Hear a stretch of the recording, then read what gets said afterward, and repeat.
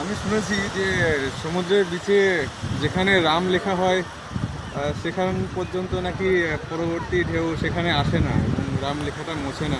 তো আজকে আমরা ট্রাই করি, দেখি সত্যিই সেটা হয় কি না, সেটা কার্যকারী হয় কি না।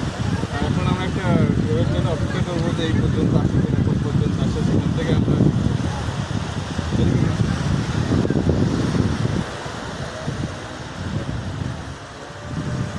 ওই যে ঢেউটা আসছে, আমরা এটা দেখুন কত পর্যন্ত আসে, সেখানে লিখবো।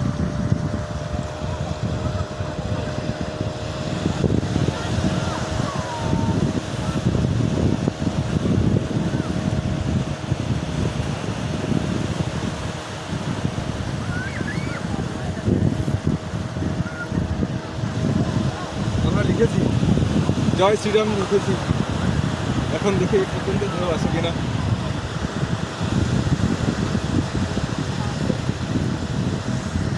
এই যে এই পর্যন্ত এসছে, দেখুন ঢেউ এই পর্যন্ত আসছে। এটা সবাই আপনাদের সামনেই, দেখুন দেখুন পরবর্তীতে